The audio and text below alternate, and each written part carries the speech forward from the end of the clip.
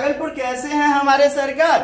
बढ़िया, मजा में। आइए 28-29 तारीख मेमोरी बेस्ड हिंदी के पेडागोजी सेक्शन को देखते हैं। पहला प्रश्न है आपके सामने, क्या पढ़ तो लीजिए मैडम जी, पढ़िए जी। एक अध्यापिका कक्षा 8। वाह, यह सुनेगा जी, बहुत बढ़िया। एक अध्यापिका कक्षा 8 के विद्यार्थियों को निम्नलिखित लेखन प्रदत्त कार्य देती है। लेखन का प्रदत्त कार्य दिया जाता है। प्रदत्त माने देना। इसे किस प्रकार का लेखन कहेंगे? ठीक, किस प्रकार का लेखन कहेंगे?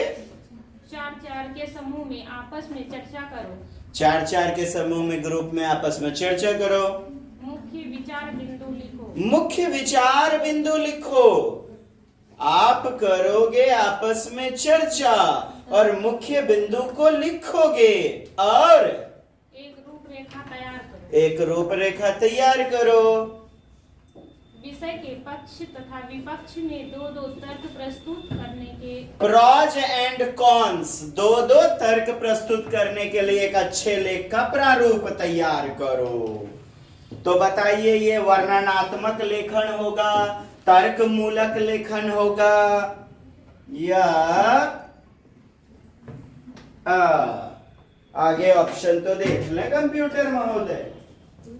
आगे आपका वर्णनात्मक लेखन कौशल, तर्क मूलक लेखन, व्यक्ति परक लेखन, वृत्तात्मक लेखन, क्या हो जाएगा उत्तर? तर्क मूलक। बढ़िया जी, सभी समझदार हैं एकदम से। तर्क मूलक लेखन हमारा उत्तर होगा। तार्किकता, क्योंकि मुख्य बिंदु को लिखने बोला जा रहा है। वर्णन करना तो केवल वर्णन करने के अंतर्गत चला जाएगा, वर्णन, सारांश वगैरह, लेकिन यह मुख्य बातों को भी, मुख्य विचार को भी, मुख्य बिंदु को भी लिखना है। तो हमारा उत्तर तर्क मूलक लेखन। आगे बढ़ जाएं। आइए दोस्त, अगला प्रश्न। शमशाद भाई पढ़ना चाहेंगे? कृपया पढ़ेंगे क्वेश्चन जी। सामग्री विकास के संदर्भ में सामग्री विकास के संदर्भ में सामग्रियों की शिक्षा शास्त्रीय समझ। शिक्षा शास्त्री बोले तो पेडागोजिकल समझ। पेडागोजिकल समझ से क्या तात्पर्य है? आखिर क्या तात्पर्य है? पेडागोजिकल अंडरस्टैंडिंग, एक शिक्षक पेडागोजी के हिसाब से पढ़ाता है, इससे क्या प्रकट होगा? क्यों पेडागोजी का इस्तेमाल करना चाहिए? तो ऑप्शन पढ़ेंगे। भाषा शिक्षा छात्र को समुन्नत करने वाली गतिविधियों और कार्य। भाषा शिक्षण शास्त्र को समुन्नत करने वाली गतिविधियां और कार्य। भाषा शिक्षण को समुन्नत करना, क्या हमारा लक्ष्य पेडागोजी को गुणवत्तापूर्ण बढ़ाना है? बच्चे की समझ को गुणवत्तापूर्ण बढ़ाना होता है लक्ष्य। अतः यह हमारा विकल्प गलत है, बी नंबर। अध्यापक को शिक्षा छात्र की समझ देने और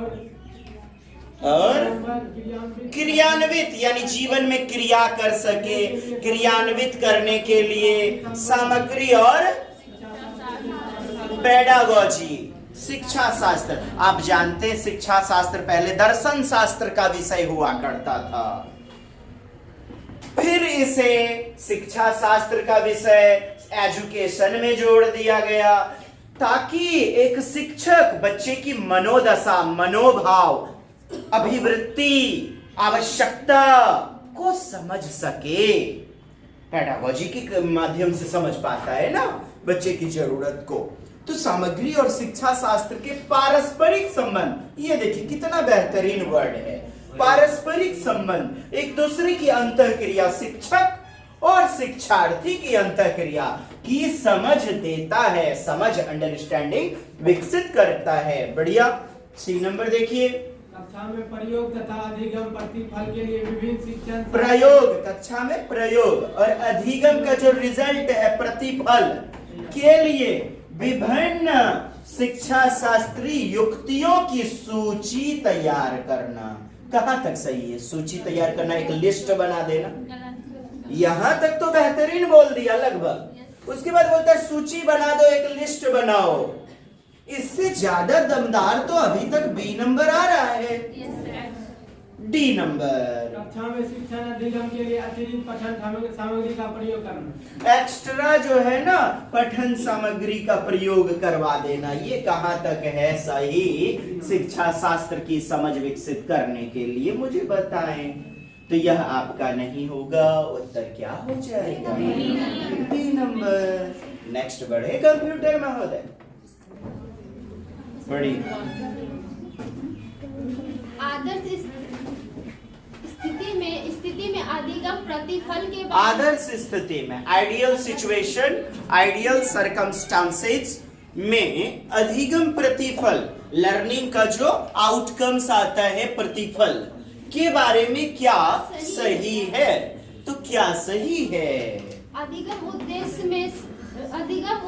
से मेल खाते हैं। अधिगम उद्देश्यों से मेल खाते हैं। अधिगम उद्देश्यों से मेल होना जरूरी नहीं है। अधिगम उद्देश्यों से यानी एम से मेल होना जरूरी नहीं है, ये तो सरासर गलत है। ऑप्शन से शिक्षार्थियों को सभी तरह की विषय सामग्री पर अधिकार प्राप्त करने में मदद करते हैं। सभी तरह की विषय सामग्री पर अधिकार प्राप्त, यही सही है ना? वाह, बेहतरीन। Option D, D. शिक्षार्थियों को भाषा की संरचना पर यानी कि भाषा का निर्माण कैसे होगा, इस पर अधिकार प्राप्त करने में मदद करते हैं। अब बताइए उत्तर। सी नंबर, बहुत बेहतरीन, जबरदस्त, बिल्कुल आपने सही पहचाना। हमारा उत्तर क्या हो जाएगा? सी, चाइना गेट। नहीं जाइए, फैल गया है अभी, हाँ फैलावे वाला।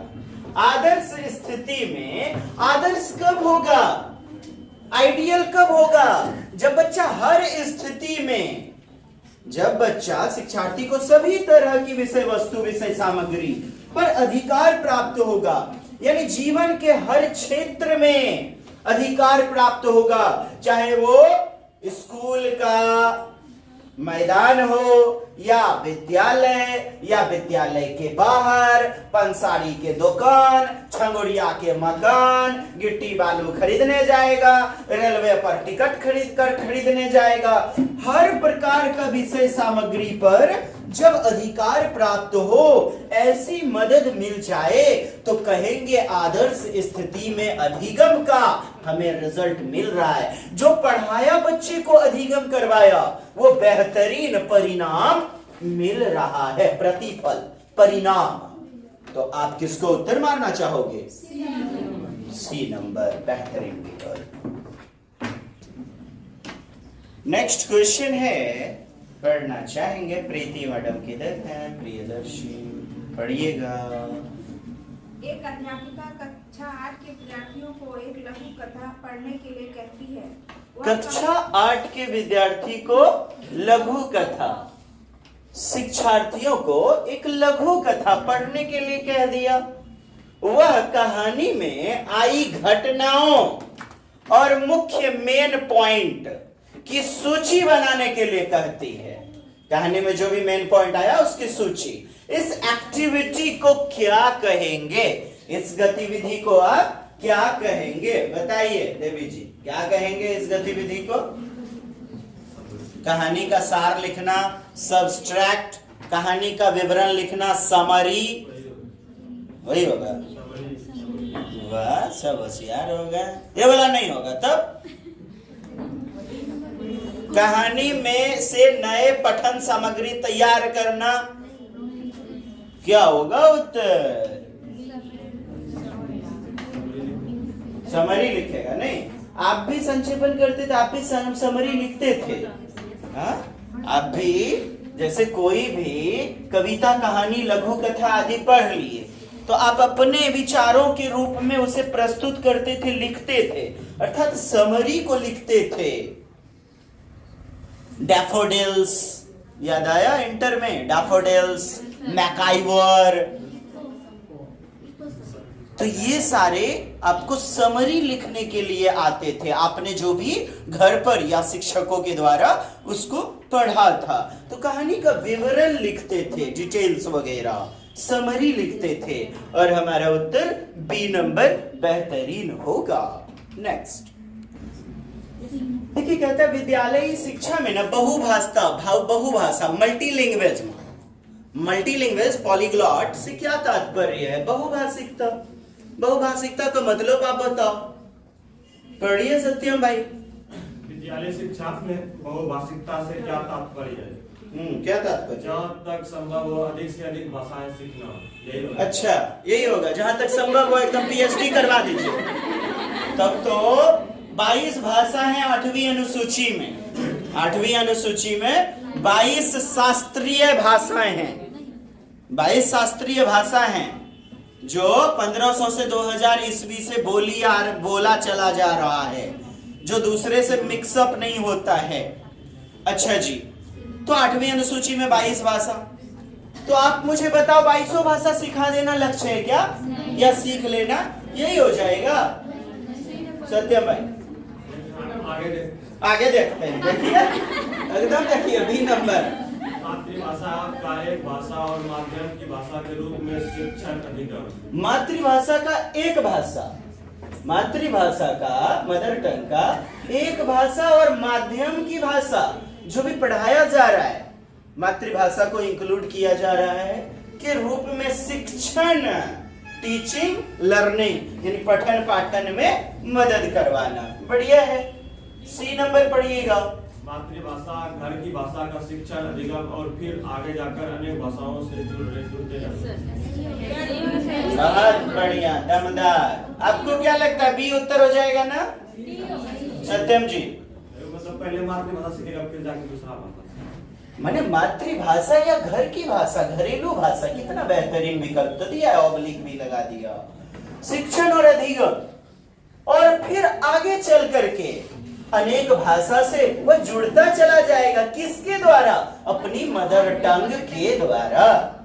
बेहतरीन विकल्प है। अच्छा, डी नंबर क्या कहता है? 3 भाषाओं का शिक्षण अधिगम, जिनमें ये तो त्रिभाषा की बातें हो गई ना, 3 भाषा, त्रिभाषा सूत्र की बातें हो गई। 3 भाषा का शिक्षण अधिगम, जिनमें शामिल हैं कौन कौन? मातृभाषा, हिंदी, अंग्रेजी और एक विदेशी भाषा।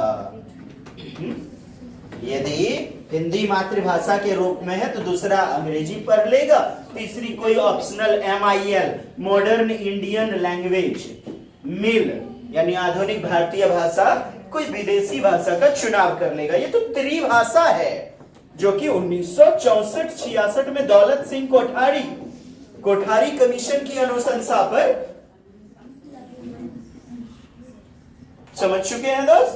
तो यह हमारा नहीं होगा, त्रिभाषा नहीं, यहां पर बहुभाषिकता पूछा गया है। तो क्या हो जाएगा उत्तर? C number. B number Prabhas भाई बताइएगा, बहुभाषिकता वाला प्रश्न है ये, पढ़िएगा और उत्तर बताइए।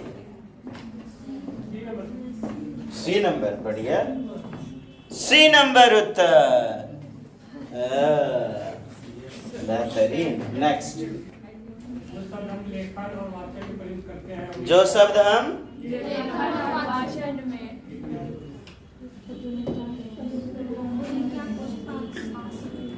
ना, बताइए उत्तर। सत्यम जी बताएंगे। शमशाद भाई। B number. बी नंबर में कौन सी है? ग्राह्यशील शब्द संपदा, यानी ग्रहण करना, रिसेप्टिव स्किल, रिसेप्टिव। अरे रिसीव केना करे छो तो किताब में लिखल छै, तो पढ़ करके। ग्रहणशीलता में क्या आता है? पढ़ना और सुनना, पढ़ना और सुनना आता है। पठन कौशल, reading and listening, reading and listening. तो ग्रहण, रिसेप्टिव, रिसीव करना, जिसको हम इनडायरेक्ट स्किल कहते हैं।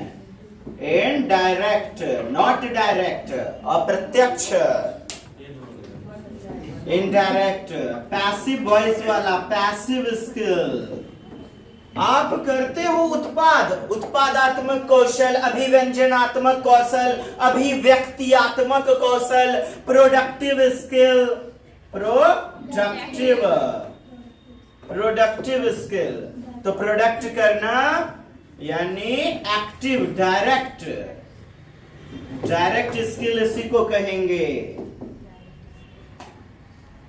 डायरेक्ट स्किल उत्पादात्मक वाला। और राइटिंग और स्पीकिंग, राइटिंग और स्पीकिंग दिया तो है। मम्मा के भूख लगा, आई हेट यू। आपने बोल करके अपने विचारों का उत्पादन किया, यानी बोलना।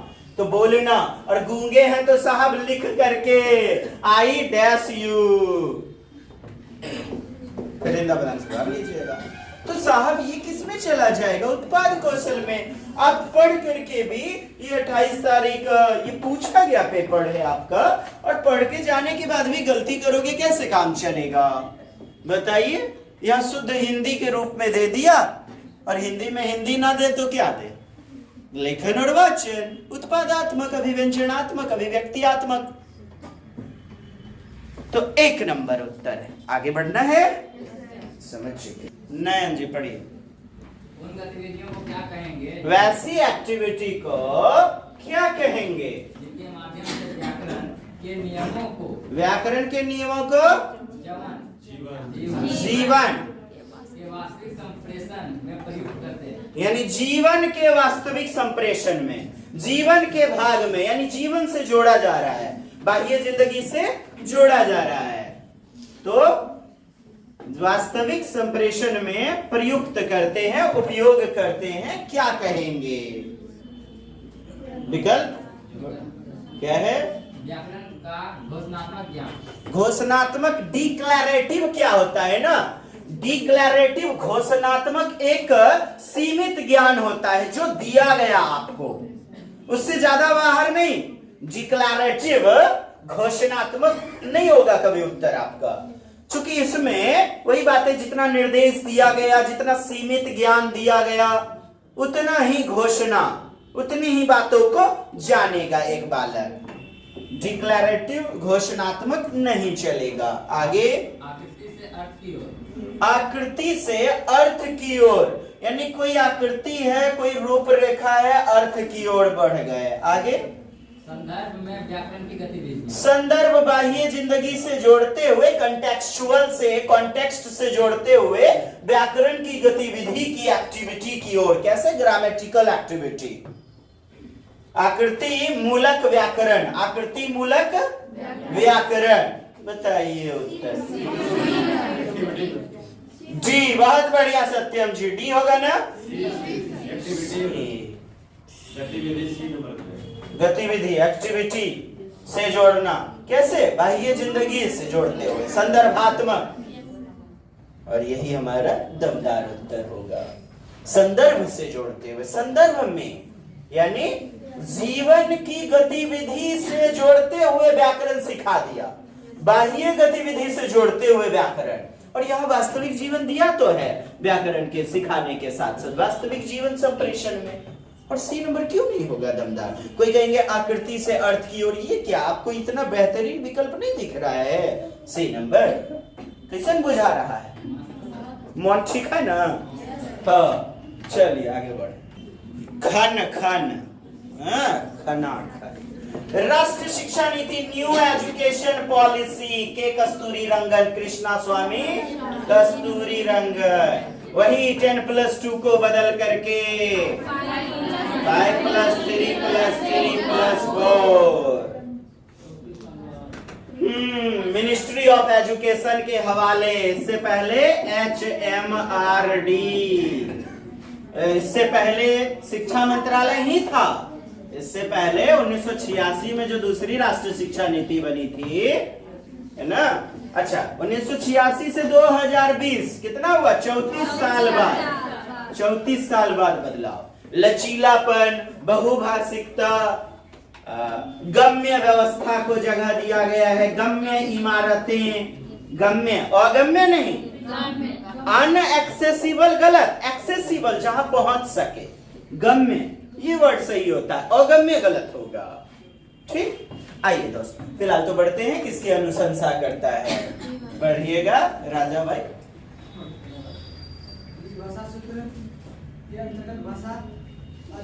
मैंने किस रूप में, त्रिभाषा सूत्र के अंतर्गत भाषा,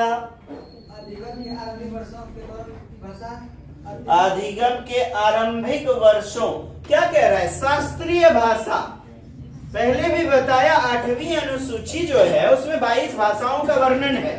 22 भाषा जो दूसरों से मिक्सअप नहीं होके बनी हुई हैं, जो लगभग 1500 से 2000 ईस्वी से बोली आ रही है, बोली चली आ रही है, उसे कहते हैं हम क्लासिकल लैंग्वेज।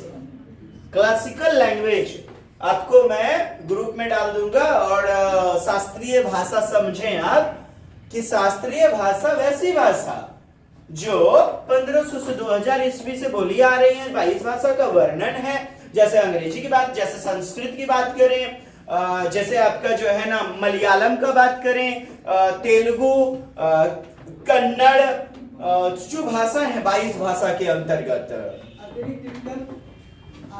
तो कहता है अनुशंसा ना किस रूप में करती है, किस रूप में करती है। अच्छा, कुछ लोग लगाना चाहेंगे अधिगम के आरंभिक वर्षों के दौरान। आरंभिक वर्षों में तो मातृभाषा बोली जाती है, मदर टंग बोली जाती है, मातृभाषा।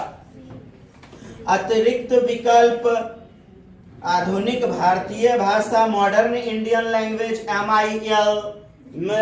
अब मुझे बताएं क्या होना चाहिए। ए नंबर, त्रिभाषा सूत्र के अंतर्गत भाषा, त्रिभाषा सूत्र के अंतर्गत भाषा, शास्त्रीय भाषा के अंतर्गत अनुशंसा किस रूप में, 22 भाषा है, तो यहाँ तो 3 भाषा का जिक्र आप कर रहे हैं, तो 22 ले लीजिए ना, इसको तो होना चाहिए 22 भाषा शास्त्रीय अंतर्गत भाषा। ये आप 1 नंबर कैसे ले सकते हो भला। कहता है शास्त्रीय भाषाओं के अध्ययन की अनुशंसा किस रूप में करती है।